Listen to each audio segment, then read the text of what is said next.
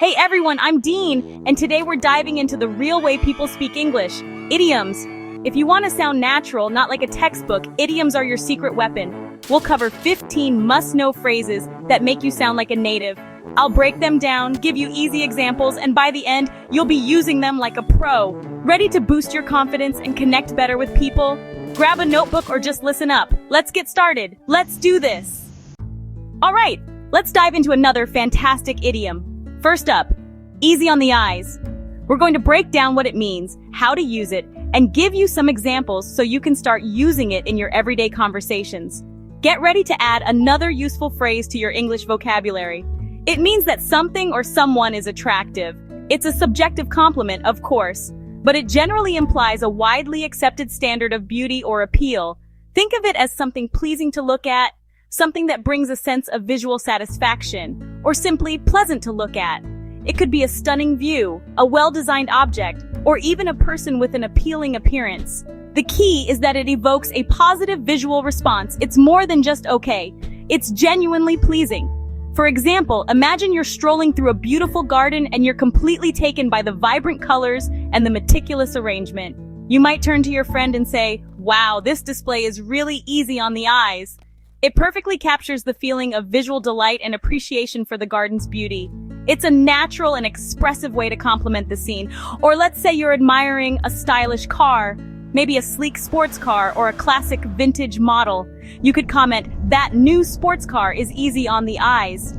It implies that you appreciate the car's design, its lines, and its overall aesthetic appeal. It's a compliment to the car's visual design. Of course, you can even use it for people. It's a lighthearted and complimentary way to acknowledge someone's attractiveness. You might say, "He's definitely easy on the eyes."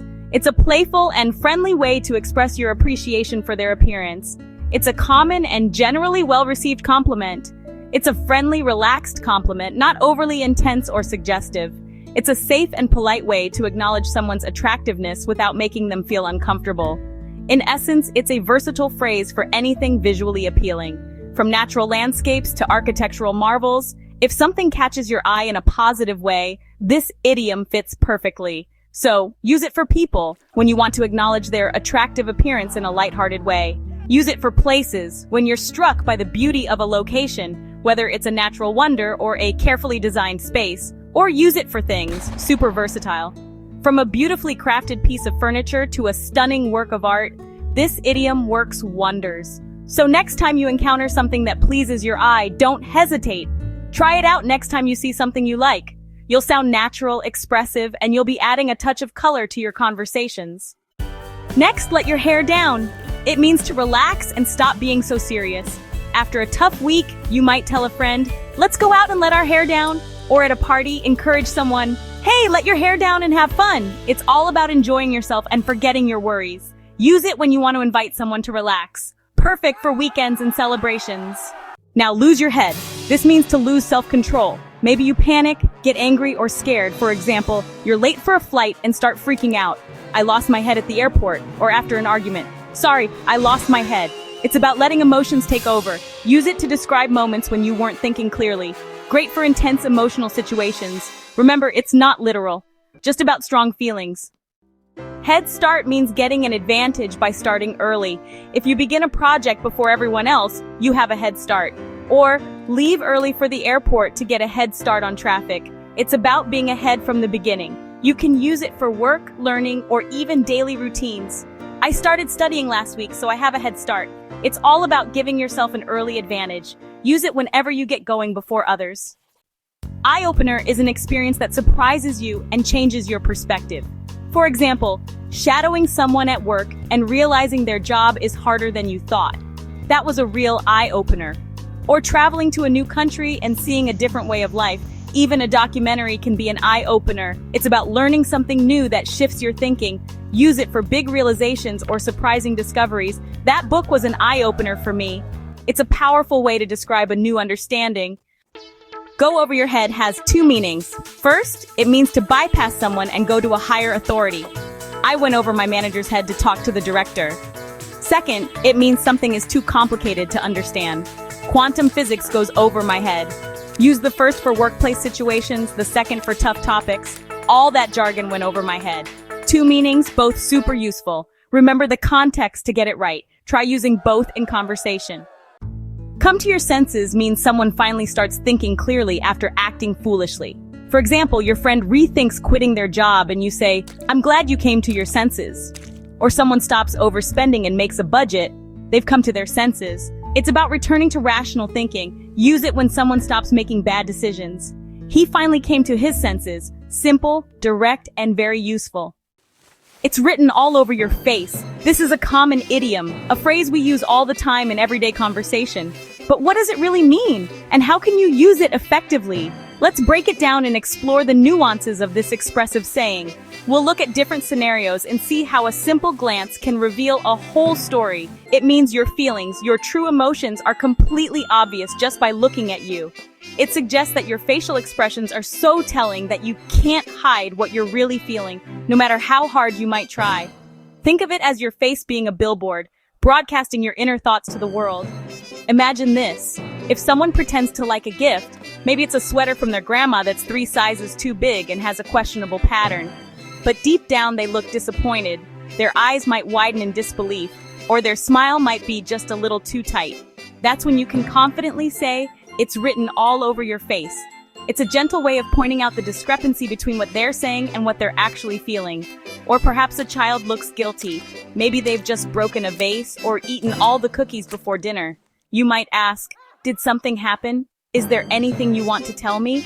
And if they're particularly bad at hiding it, you can playfully say, "It's written all over your face." It's a lighthearted way to acknowledge their guilt without being overly accusatory. But this idiom isn't just for negative emotions, it works for happy emotions too. Imagine someone walks in with a huge grin, practically bouncing with excitement. You might guess, "You got the job, didn't you? It's written all over your face." Their joy is so palpable, so evident in their expression, that there's no mistaking it. So use it when someone's expression completely gives away their true feelings, when their face is an open book. No words needed. Sometimes, silence speaks volumes. Their face says it all. It's a powerful reminder that nonverbal communication is just as important as what we say. This idiom is great for both positive, like excitement, joy, and relief, and negative emotions such as sadness, disappointment, or even anger. So try it next time you're observing people. The next time you spot an obvious reaction, a clear emotional response etched across someone's face, remember this idiom. It's a fun and insightful way to acknowledge the power of nonverbal communication and connect with others on a deeper level. Face the music means accept the consequences of your actions. If you get caught cheating, you have to face the music. Or if you break something and confess, you're facing the music. It's about taking responsibility, even when it's tough. He has to face the music after what happened. Use it for big mistakes or small mistakes. It's a strong way to talk about owning up. Don't run. Face the music.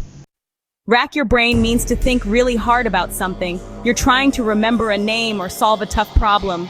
I was racking my brain trying to remember where I left my keys, or she racked her brain for a solution. It's about intense mental effort.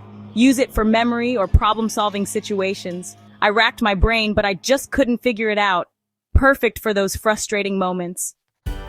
Break the ice, which simply means to get a conversation started, especially in an awkward or quiet group. Ask a simple question, or perhaps make a lighthearted joke to effectively break the ice. So how does everyone know the host? Is a classic and reliable icebreaker. It's all about making people comfortable and ultimately getting things going smoothly. Use it at parties, meetings, or really anywhere people don't know each other. It's the first step to making new connections. Under the weather simply means you're feeling a little bit sick or generally unwell. I'm feeling under the weather today, so I'll stay home tonight. It's a gentle way to say you're just not at your best. Use it for minor colds or even headaches or just generally feeling off. She's under the weather right now today. It's softer and kinder than saying I'm sick. Super common in everyday conversation. Hit the nail on the head means to be exactly right about something. If someone identifies the real problem, you say, "You hit the nail on the head." Or a friend perfectly describes how you feel. "You hit the nail on the head." It's a big compliment for accuracy. Use it when someone gets straight to the point. That's exactly it. You hit the nail on the head. Great for work or personal conversations. Try it when someone is spot on. Bite the bullet means to force yourself to do something difficult or unpleasant. I hate the dentist, but I have to bite the bullet and go. Or, it's time to bite the bullet and give the bad news. It's about facing tough situations bravely. Use it when you stop avoiding something hard. She finally bit the bullet and quit her job. It's all about courage and action. The ball is in your court. It's a phrase you've likely heard countless times, but have you ever stopped to consider its true meaning and origin?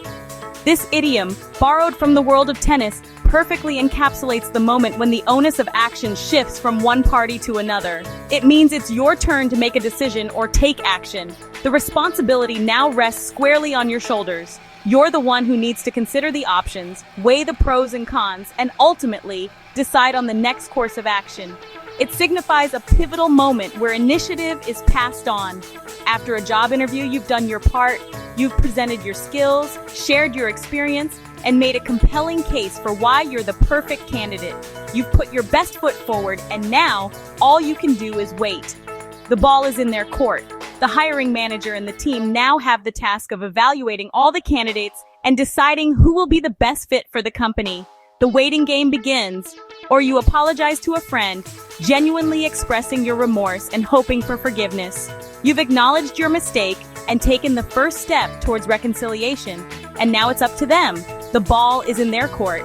They need time to process their emotions, consider your apology, and decide whether they're ready to forgive and move forward. The decision is entirely theirs. It's used in negotiations where each party presents their terms and conditions, hoping to reach a mutually beneficial agreement. Relationships, where communication and understanding are key to navigating challenges and strengthening bonds. And business. It applies to countless scenarios, from closing deals to resolving conflicts. I made my offer, you might say, after presenting a proposal or a counteroffer. You've laid out your terms and now await a response. Now the ball is in their court. The next move is theirs, and you're in a state of anticipation, waiting to see how they will respond. It's about passing responsibility for the next move, shifting the focus and allowing the other party to take the lead. It acknowledges that you've done all you can for the moment.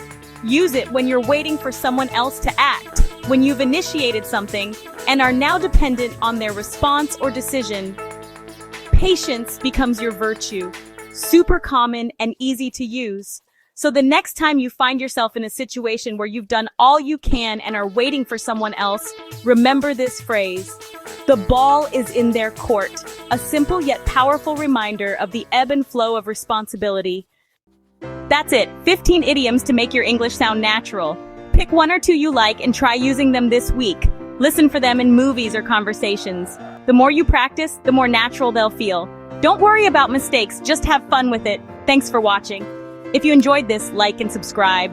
Keep practicing, and I'll see you in the next video. Take care, everyone.